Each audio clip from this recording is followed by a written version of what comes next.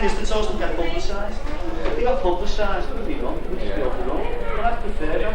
Because someone likes to do it, so for 10 people, you don't get contact. This, I like that, I can't agree with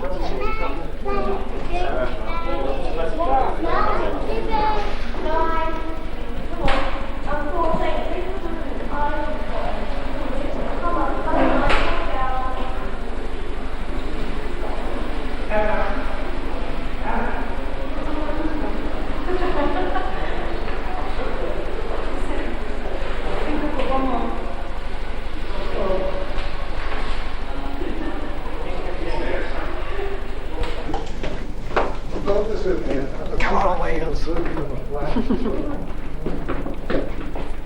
Well, we have played, yeah. 78, Yeah. Scotland, and you were out. Yeah, we were wrong.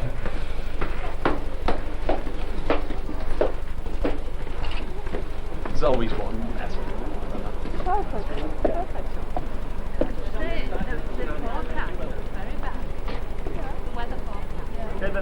Yeah, okay, Gary, yeah. Okay, gents, you'd like to sit down, please? Right, you're all very welcome. So what we've done then, we've moved from the visitor centre through to the players' lounge, to the changing rooms, and finally we've undertaken the journey which the players undertake to come down here out into the stadium. I'll tell you a little bit about the stadium. Famous Spy and Cop. 12,500 to 13,000 seats on that stand make it the largest single-tier stand in this country. Now in its heyday back in the 40s and the 50s, just after the war, that one terrace alone was capable of having up to 30,000 people on it. 30,000 on the one terrace. Now when you think that most of the Premiership grounds these days can accommodate 30,000 right the way around the ground, it just gives you some idea as to what that one terrace was like. The most famous football terrace throughout the world, the Spy and Cop at Anfield. An unusual name, isn't it? Took its name from a battle in the Boer War, when many Liverpool soldiers were killed defending a hill against overwhelming odds, and it was the editor of the local newspaper, the Liverpool Echo, who decided it would be appropriate to give it the name Spy and Cop to honour the memory of the soldiers who lost their lives. So the famous Spy and Cop at Anfield. This magnificent stand here, which cost £10 million, is called the Centenary Stand. So called because it was built 100 years after the club was formed. The club was formed in 1892, but prior to that, of course, league football had been played on here for a number of years because Anfield was the original home of Everton football. So they had played here for about 6-8 years. They then had a dispute with the landlord about increased rent, which was demanded of them. They wouldn't pay it. Something never changed, do it, you see? So they upped and left. They jumped ship and they established their ground at Goodison Park, and I believe some of you have been over there this morning or whenever it was earlier on today. But you've come to a proper football ground now. Yeah. So, as I say, yeah, this is the Centenary Stand, built in 1992 at a cost of between 10 and 11 million pounds. Magnificent stand. The Anfield Road end of the ground, and I'll tell you more about the redevelopment plans for that in just a few minutes. This is the main stand. This section here, where most of you are, is the manager's area, the old dugout. What was the old dugout? Remember you used to see Kenny Dalglish leaning there with his hand and, leaning on there. This is now the dugout. Roy Evans would be sitting where you are, surrounded by coaching staff and substitutes.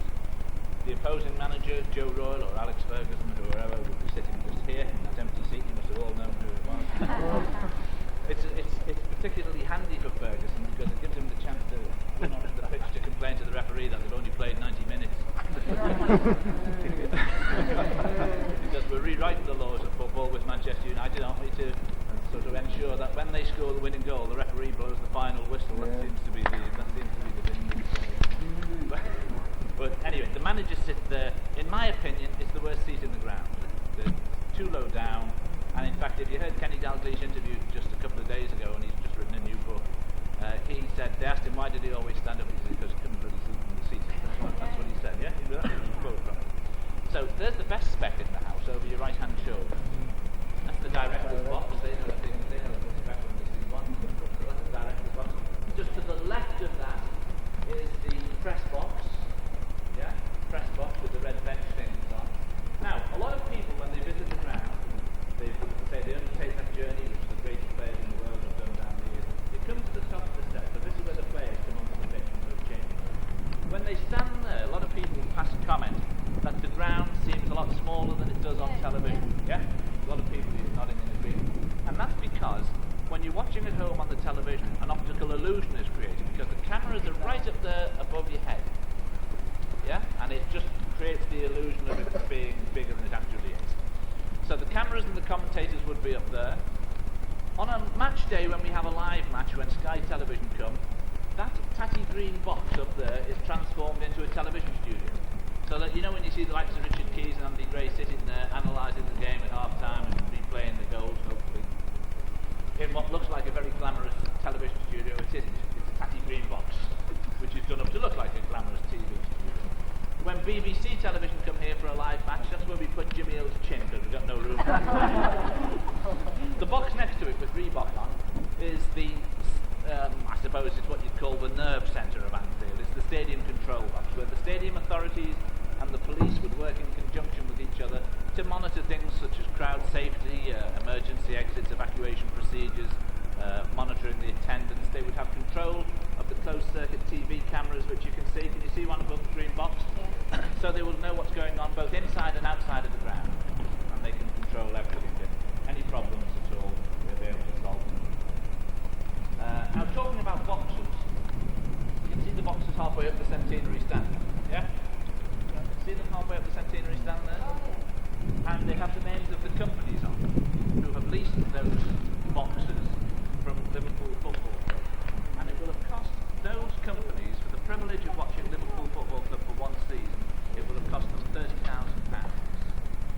£30,000 will get them 10 seats, will get them beautiful meals, champagne and all the rest of it. They can, if they still wish, the people who are in there, control the volume of the crowd, rabble, the likes of you and I, they can have the switches up or the switches down, whatever. So that's the ultimate, if you will, in football spectating. Now, it is behind glass, yes, obviously. So, you can see perfectly well. You can't see the glass from here, but you can from in there, you can see perfectly well. When they're looking down on the pitch, or indeed when any of us look at the pitch is 110 yards long, it's 74 yards wide, and those dimensions make that the third smallest pitch in England's Premier League.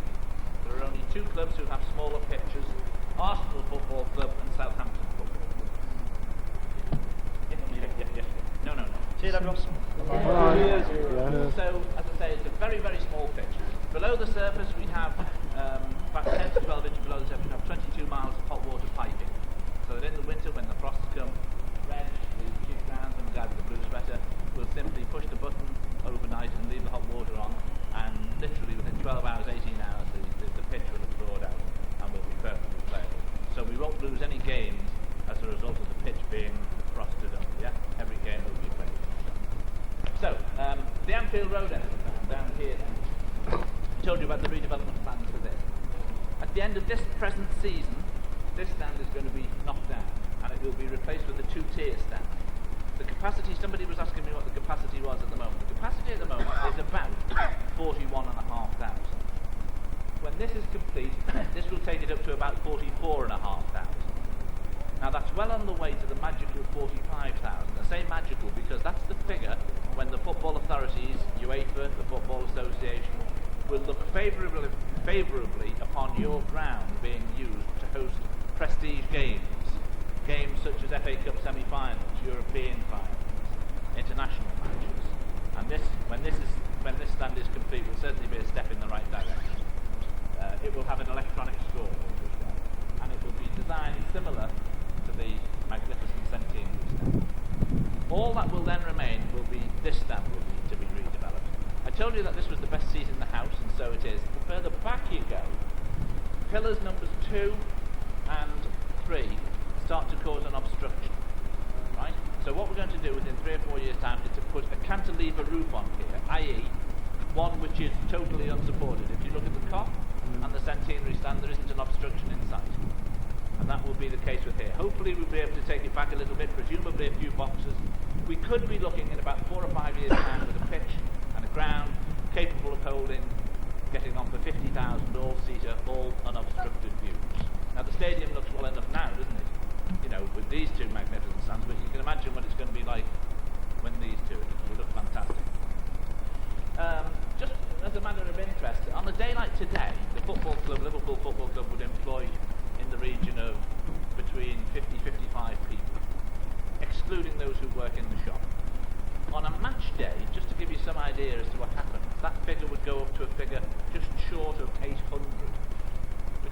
near the scale of operation on a match day. It's a colossal business. I mentioned the shop, that's situated in the Kop in that far corner. It's the largest souvenir shop of any football club in Europe, opened about 2 or 3 months ago in conjunction with the Reebok sponsorship launch. You'd never guess Reebok was a club sponsor. We try and keep it quiet.